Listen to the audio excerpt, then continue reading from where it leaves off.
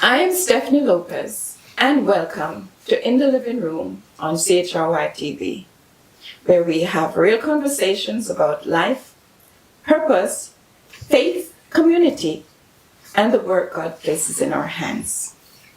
Today's conversation is a very important one because we're talking about young people, creativity, opportunity, mentorship, and vision.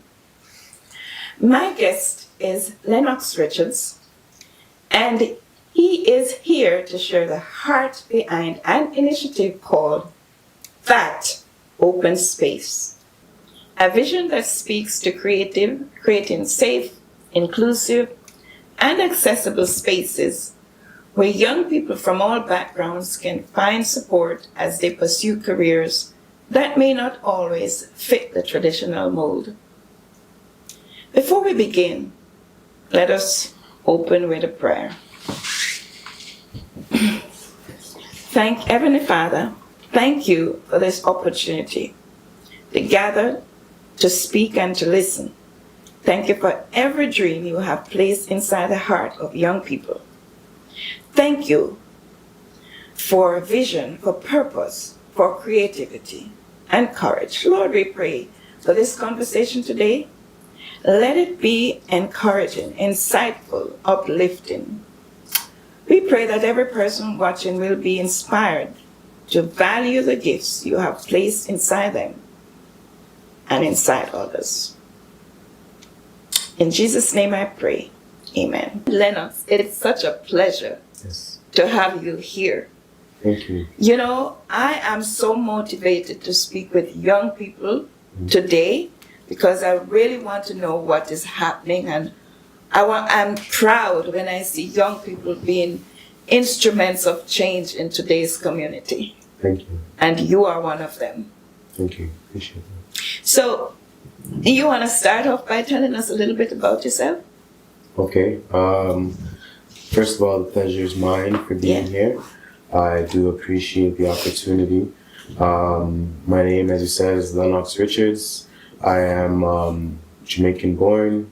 I came to Canada as a young child. And I think for me, a lot of the blessings come from my upbringing, come from the home that I grew up in.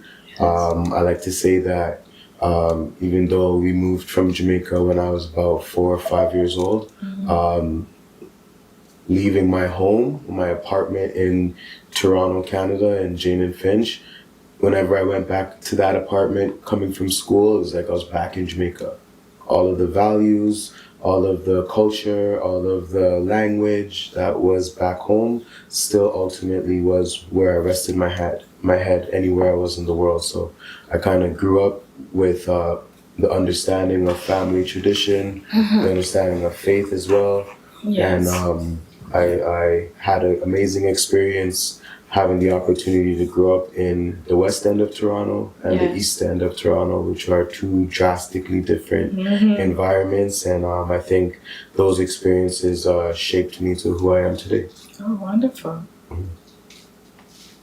You know, a lot of people will say that you can take somebody out of you can put a horse to the water, something like that. Yes. But you can't force him to drink it. Right. So I know you asked me a little bit about myself. So today I am a professor. I teach child youth care in one of the colleges here in Toronto, Canada. I also have my own nonprofit organization that we are here to talk about today, which is known on social media as That Open Space, www.thatopenspace.com, or on Instagram as @thatopenspace. That's my social media handle for my nonprofit organization, which the legal name is OPEN.innovate Creative Arts Incubator of Durham region. So, what inspired you to create it? I would say it's more of experience and observation. Yes. Observation of what was needed as I went to high school in the East End of Toronto, specifically in Durham region.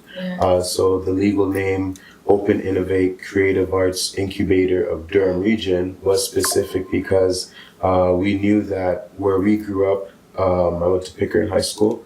So where we grew up, we felt like a lot of creatives came from our group. A lot of creatives came from out of our era of high school. So we felt like basically what was needed was to have the opportunity to hand that baton back to the next generation so they can understand that you can take that leap of faith into your career, even if it's an unconventional career. You can take that opportunity to actually try something you've never tried before. And that's when we came up with the name, That Open Space, where it's more like a springboard of opportunities for young people who are creatives. Any creative at all. Yeah, any creative at all. I would say we tend to cater to the music, film, photography, and entrepreneurs when we say creatives, because it is a very broad word when you say creative. So, you know, if someone's in the arts and they're into things that could be like outside of painting, that it could be sculpting, it could be installations in the community that's being built, right? All of those are different types of art outside of drawing. Right? So music, film, photography, and creative arts, let's say, as well as entrepreneurs. That's what I'm trying to create a hub for through Open. Nice. You know, I have to go back here because you spoke about your upbringing. Yes.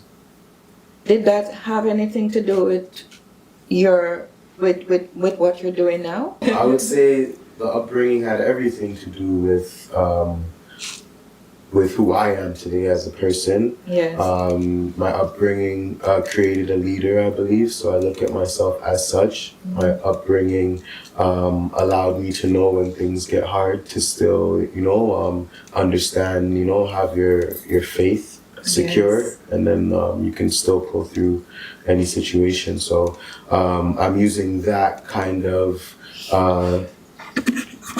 way of life right now to kind of execute how I maneuver myself on my day-to-day. So that is wonderful, because I have to go back, and the reason I asked this question was because I know that a lot of people in that area where you're coming from, where you grew up to a particular age, they think that, you know, you can take a horse to the water, but you can't force him to drink it. Right. Something to that effect. There's another one too.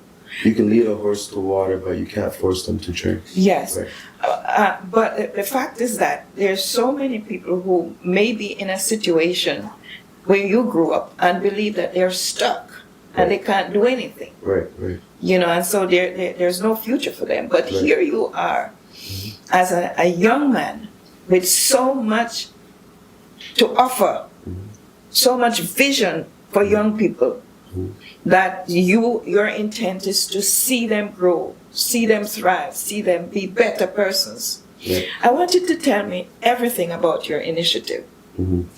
Okay. You know? So my initiative Open was to initially just start as an idea. It started as an idea of how do we create that baton that we pass back to the next generation. And when I say next generation, I don't necessarily mean next generation as an age group, but I mean the next generation of Durham, the next generation of our community. So in that could mean somebody that's still my age that's now getting into their creative space, right? So when I say the next generation, just understanding that the opportunities are there. So through Open, we started in 2019 officially. And we started in a unique way by creating a town hall first, which young people tend to not do a town hall. And I know you have labeled myself in the beginning as young people, but Yes. I know I might look young. You're still young. Okay. But I was able to kind of come together with a friend, and we created this idea of what Open could be for our community directly, and how that idea could one day become a worldwide thing. Right? So we started off with a town hall, as I said, and that town hall actually brought out about 90 local creatives, youth that were eager to tell us at this town hall that we just put on in a whim to see what was out there, if there's interest. And we had a sold out room where we had about 90 people come out to actually say what their interests would be, whether it be more opportunity for music, more information about how to get into the film industry and things like that. So once we did that town hall, it gave us the push to actually know that this is bigger than me. This vision is bigger than what me and my friends and I, what we talk about. This vision is for the community. I envision YMCA for creatives. That is what the end vision is for Open, for it to be a household name, where creatives or young people or people who want to build on network, people who want to build on community can come to this space, that open space, and they can go to this hub or this incubator and join programming in our workshops, or come to live community events and see from the local talent that are there what actually could be provided if we just had the opportunity to have space. I have to ask this before I forget. Do you have a fixed address at this moment where they can meet? No, actually we've been doing more pop-up style events. So we don't have our own brick and mortar establishment as yet, which is kind of the point behind us creating this vision, because we know there's no space for it. So our goal is hopefully that us being a nonprofit and us trying to do, I think so far we're at about 25 plus events we've done since 2019 that have now showcased that there's a need out there. In our opinion, we've done the market research to actually show that we have the numbers, we have the data. So now we would like maybe some investors, maybe the governments to come in and not just give us a room in a community center and say meet on Sundays, but give us a space where we can now put together the ideas, which we kind of have formulated. It's now to kind of get to that next level of that established fixed address, as you said. Right. This is very important. You really do need a fixed location, because the pop-ups are, how do you advertise the pop-ups? Well, I think the way you just said that, that is the traditional way of thought, to say you need a fixed address. I think the creative thing about it is we've been able to create our identity. We've been able to have a presence because of the fact that we didn't have a fixed address, and because of the fact that we were real people from the community, that when we hold an event, the people coming out are now able to say like, oh, we see these people. Because how I met you, apart from being my son's friend, I was in the mall, he told me, and I went to the mall and I saw you having this very informative event that you put on for the community, where you had all these different people. I don't know if you would categorize them as creatives, and they had this little stall. It was Black History Month, and they were showcasing all the different things that they were doing, and that was just a minute number of people. And if you could organize something like that in such a short time, there's definitely a need, of course, for this kind of thing to go on. Yes, and so what you're referring to, Open, and I'll refer to that open space as Open. We normally do, that's our branding. So Open had a collaboration with the Shops of Pickering City Center this February. So they reached out to us, which that's already huge. So the mall reached out to us to say that, would we like to collaborate for Black History Month? So I took the opportunity to jump on that as a great opportunity, knowing that I've been in this community since I was in grade 9, and that literal location of that mall was the hub. That was the only space that we actually had to go and maybe see students from the other high schools, or to go shopping or go to the movies. Back then they had Midnight Madness during the holiday hours. The mall opened until midnight, right? Yes. So that's not a thing anymore. The mall is not a thing anymore, maybe due to online shopping, maybe due to Amazon. You can just click it and get it tomorrow. But them reaching out to Open, or to myself, I looked at it as an opportunity to kind of help them reestablish their presence in the community, as well as provide another pop-up opportunity for Open in a space that no one else has done something there. Wow. So for the month of February 2026, we actually did 5 events, I believe, in the mall, where we brought our music event to the mall, Open Sessions. I believe the event you attended was our open market, where we had 20 vendors, Black vendors from the Black-owned businesses from the community, that we were able to give them a space in the mall and have them, showcase their products and sell their products. And it was amazing feeling, even for me, to hear, I want to say 90+% of the vendors saying that, we made all of our money back, which that never really happens for up and coming entrepreneurs that have to be in local vendors and local markets and things like that. So we did the market, we did an entrepreneur event also called Open Local, that we put on for small businesses and entrepreneurs to come out and highlight and network, as well as we had a month-long art exhibit happening in the mall, where we highlighted local artists, local musicians, film directors that were all people of color, as well as local to Durham. So just having the opportunity to be that springboard, to be that platform for other locals, meant the world to me and to Open, and that's what it's about. I was very impressed, I should Thank say. you. I was really impressed. I want to, but the initiative itself, it doesn't just cater for a particular race. You invite everybody, or? Yeah, it's a part of our mission. Yes. That we want to be a safe, inclusive space for all people.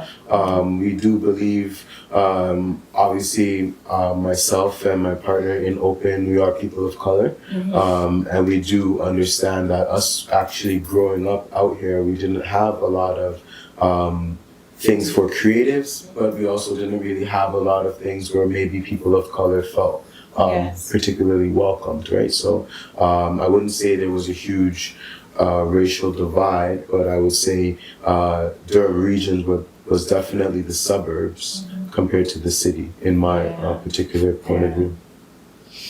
I went on the website, by the way, and there's one word that always just popped out at me, and it was unconventional. Unconventional, young people pursuing unconventional careers. Right. Just one briefly explain that. Unconventional careers is to me, I believe that's the next generation. I believe myself, my peers, we were kind of taught, go to school and be a lawyer, be a doctor, be a dentist, be a firefighter, be an author, be these careers that we kind of were pushed towards, that were the traditional, maybe conventional careers that your parents will be proud of you if you go on to be this or that. And I believe that our generation, we kind of started that wave of unconventional careers. You could be a music producer, you can be a personal trainer, you could be, you can have a nonprofit organization, you can be an outreach worker, you could be so many different things that could still get you to that maybe financial goal that our parents once thought only went through these traditional jobs, right? So Yeah. So if you're a school dropout or something like that, but you have a passion for something else, Right. Pursue it. Right. So to me, I have this thing that I kind of made up that I sometimes even tell my own students. University, spelled Y-O-U, university, right?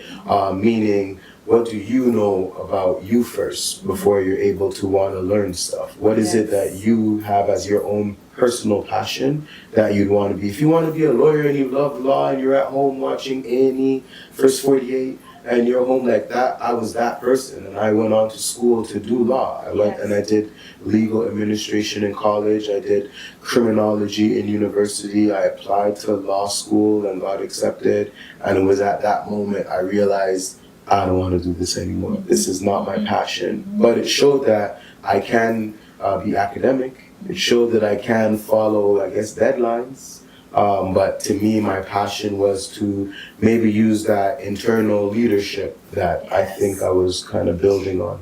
Yes, they need to be reminded that Bill Gates and my Facebook guy, I think many of them didn't finish university. Mark Zuckerberg and Oprah Winfrey even. You name quite a few. The big actors, they didn't go to school, but what they did was they pursued their passion, like yourself. Right. So, and now I also make sure I tell young people as well, that doesn't mean get rid of plan A to have plan B. That doesn't mean only have plan A and, okay, I want to do this and no one believes me, but I want to try it, and now all of a sudden you have this with no backup. I do still believe school is important. I do still believe being able to articulate yourself is important. Having knowledge is power. That's something my mom taught me like every time we spoke when I was a young child. So knowledge is power is important to me. So I wouldn't tell a young person not to pursue post-secondary education. If they have a passion for something else, but I would tell them what is there in education that would align with where you may want to take it. Just in case you change your course of action, at least you have something to fall back on that still would do you justice. I totally agree with you there, because I always say that you need to have a skill. You may be going to university and doing all this, but your skill, able to use your hand, is even more powerful. You go to universities to get knowledge, but there's no skill. You need to go to a college or something too. Or develop that skill that you have. And what you said right there, that is unconventional careers, right? Yes. So even in skills today, you have young people that are doing unconventional careers for young people. I was flipping through Instagram and I seen a young guy that was a plumber. And he had to be younger than 25 years old. And he has his own trucks, he has staff, and as a young person of color that is a plumber, that is not ideally something young people might go towards in this day and age, right? So things like that is where I would like to be a part of, or a pioneer, let's say, of that part of the community as we have get a backup plan. Have a very backup plan. Your mentorship, you mentor young people. Why is the mentorship such an important part of the open space? Mentorship is important to us at Open because, as I said initially, we want to pass the baton back, right? So in order for us to pass the baton back, we still are naturally putting ourselves to be those mentors, to be able to pass that knowledge back, right? So we do that by sharing our network, right? So a lot of our facilitators, when we do a film event, when we do a photography workshop, when we do a film workshop, when we do a music workshop, we're able to lean on our network of people, our age group, that have actually broken into those industries. So automatically we've now created mentors and mentees, right? So it's very important to have mentorship, as that is an opportunity for you to have a pathway to some form of success, as well as a pathway to, follow a trailblazer, right? So what do you look for in your mentors? In my mentors, I'm looking for people who were willing to take a risk, people who were willing to share knowledge transfer. I don't want just someone who will say, oh, I work here at this place because that place has a label. No, I'm looking for people who care about who you eventually are speaking to. I'm looking for people who, they can teach me something too, So I don't believe that is just to be a mentor, you just have to be someone who's older. I believe a mentor is someone just has the information for that specific topic. That 25-year-old I spoke about that's a plumber, he can mentor me on having those skill sets that I don't know. And maybe he can say that in layman's terms that I would understand better than maybe a professor or someone in a trade school, right? So it's just taking that opportunity to give people that respect in their space, to be that mentor if they're willing to share that knowledge. I'm smiling because I was gonna ask you if there was a special age group. No, I don't believe there's an age group, even though with age comes wisdom. That is true, but there's so much things that I wasn't born in this country. Yes. So I understand that I came to this country with my father. My mother came recently. I'm the only child from my mother, so she recently came to Canada. So having that kind of thought process for me, it allowed me to think different. It allowed me to think that, okay, I'm not from this country, even though since a kid I'm a Canadian citizen and I've gone through my, elementary school and middle school and high school and college and university all here in Canada. So I'm Canadian, yes, and proud Canadian, but every immigrant has a story. And I believe that with every immigrant has a story, it's almost an obligation for you to make wherever you're coming from proud, right? And for myself, I wasn't just the child of an immigrant, I was an immigrant, so I look at my parents' journey or my father's journey or my grandmother who we came to live with my grandmother, looking at her journey as I'm trying to think of the word, commendable, right? So a lot of us as, the second generation, or a lot of us as the children, in my generation, I think that we look at our parents as, man, why didn't you do this? Or what happened to this? Or other people out there maybe knew financial literacy better. Or other people out there maybe got a better jump start. But they don't really look at the fact of your parent came here maybe as a teenager or in their early 20s to a brand new country and had to figure it out, right? And having that level of grace, I believe, allows us to have another level of empathy towards our own family that had to make a journey. And once you can have that empathy and that understanding, you now take on a different sense of, ownership for your life and ownership for how you would like them to, enjoy life now in their age. I have a grandmother that she's on WhatsApp sharing stuff on WhatsApp all the time.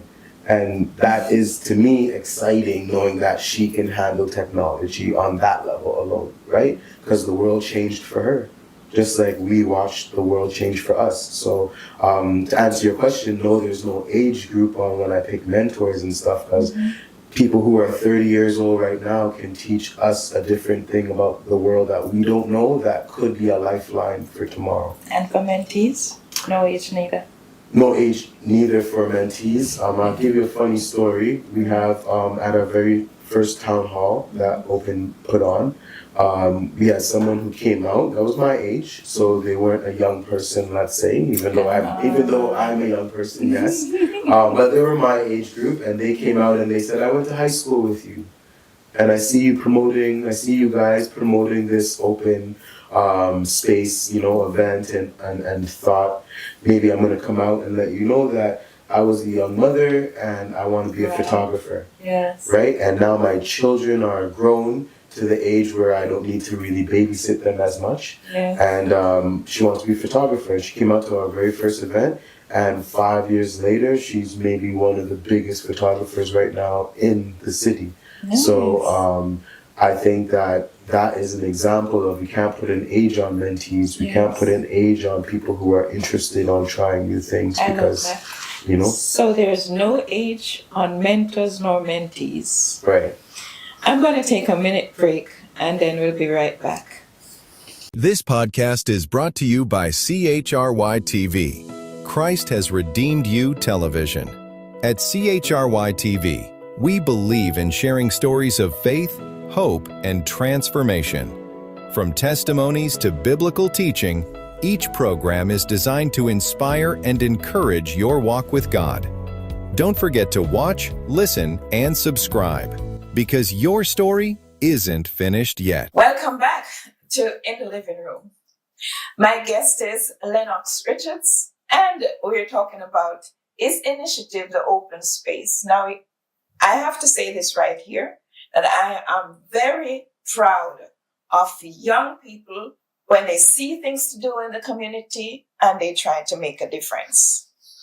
So, Lennox, let's continue with our conversation. Yes, no problem. Your mantra says that we believe in young people who are supported and can embrace who they are, define their future, and change the world. What does that mean to you personally? Dream big. It literally Yes. means just dream big. Yes. Our name, Open, isn't coincidental to that same mantra and that same dream big thought. The name Open comes from that same dream big. It's infinite. Whatever it is you are trying to achieve for yourself, for your vision, go for it.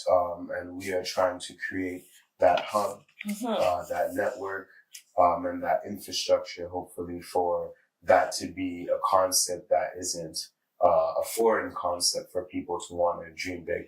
Yes, so important. And you can see that when they are supported, when young people are supported, it does make a difference. 1,000%. 1,000%. And I love the example that you gave of the young lady who, through your initiative, became a photographer. Yes. You see, this is so important. No, don't just sit. You're young. Just don't sit by the wayside and wait for a handout. Nobody is going to give it to you if you don't have that initiative and that desire to move forward. You have to pick that up, find yourself, and move forward. So what would you say to a young person who feels their dream is too difficult or too risky or too unrealistic? It's your dream. So I'm a realist. Yes. So I break it down in very plain A to B thought process. So if a young person comes to me and says, I want to do this, but financially this is impossible. There's no way that I can, facilitate having this done. I can only remind them that they are living in the only time in our world history where any amount of knowledge is right at your fingertips if you have access to the internet through a phone. Yes. Right? So when I was a kid, I remember my dad one time, and this is maybe Caribbean parents for you, he asked me, what do you want for your birthday? I remember saying, I want a Nintendo, the game you put on the TV, whatever, right? I want a Nintendo. He bought me a Britannica encyclopedia set. That's a good one. Now, obviously, as a child, that was not the good gift I wanted at all, right? No. Now, in hindsight being 2020, maybe that was a great thing for me at that time where you didn't have the internet. You didn't have the opportunity to just put something into a phone and watch a video and get all this wealth of knowledge at your fingertips. So whatever knowledge you put into your mind was what you were capable of getting your hands on physically. So an encyclopedia in the 90s was the internet, right? So if a child came to me now or a young person came to me now and says, I can't do this and I don't see a way on how to do it. You could be a doctor and still go and watch videos online about what kind of medicine you want to study. You may not have the money to get into UFT, but UFT may want to look into the kid online that knows everything about medicine, that they've studied and that they've looked up, because it is we're living in an unconventional time now where you yourself could become that brand. You yourself can become that content creator that now speaks to what you're interested in. So you can have a podcast as a 10-year-old talking about medicine. Guess what? That may birth the next millionaire online. So anything is possible. That is what it all comes down to. You do need to be realistic. You do need to understand your environment as well. But anything is honestly possible. And I am someone that it may be frowned upon to some people, but I believe putting God first in what you do and dream big. Anything is possible when God is in the mix. Yes. Tell me, how can churches, families, organizations, any of those support your cause, support what you're doing? If you want to support us, whether that be financially, you go on our website on thatopenspace.com and reach out to us. If you want to, support us by helping with the funding and stuff like that for these community events that we now do. We do look for grants. We do look for, opportunities that might be out there through sponsorship. But for the most part, a lot of our stuff have been out of our own pocket.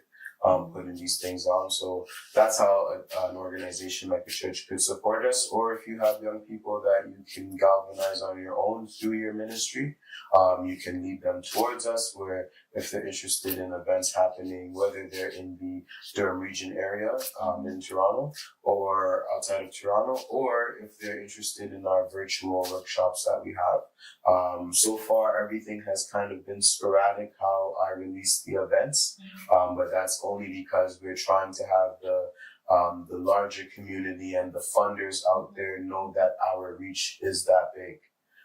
So we have a direct community base when we put out our emails of like 5,000 real residents, not bots, not 5,000 real residents that we're able to reach out to so far in our short span of time that we've had open. So any ministry that's out there that has young people that you feel might need that mentorship, or you feel might just need to be aligned in a more creative space, you can direct them to us and we can see if it aligns. It might not.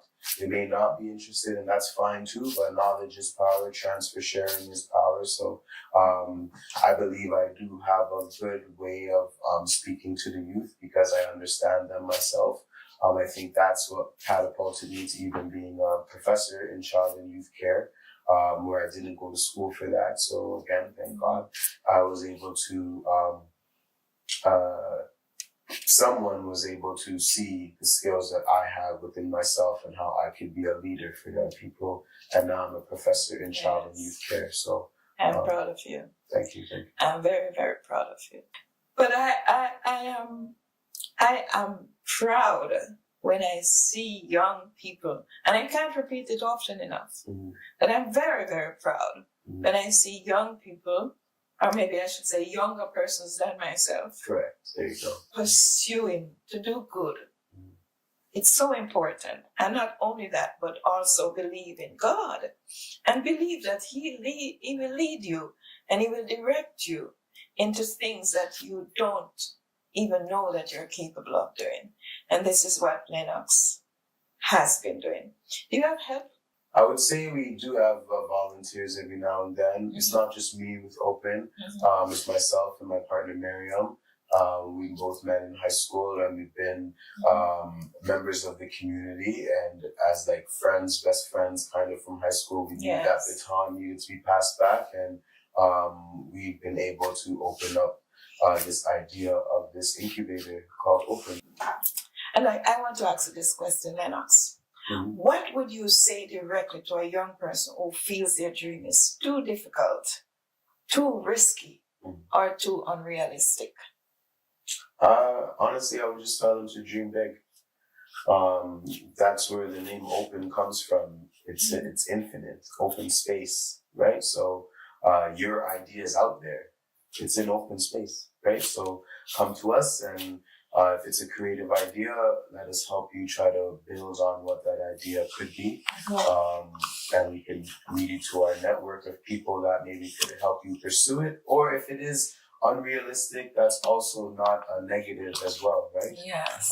If you have an idea that is unrealistic, it's something that you can still build on, right? So it might not be ready now. It still may need some more marinade, some more seasoning happening, right? To get it to that stage. So, but it's so important. You see, dream big. There's a big old world out there. 100%. An open space. There you go. Where, abilities and opportunities are infinite. There you go. Now, I want to say thank you so much, my viewers, for watching us in this episode in the living room.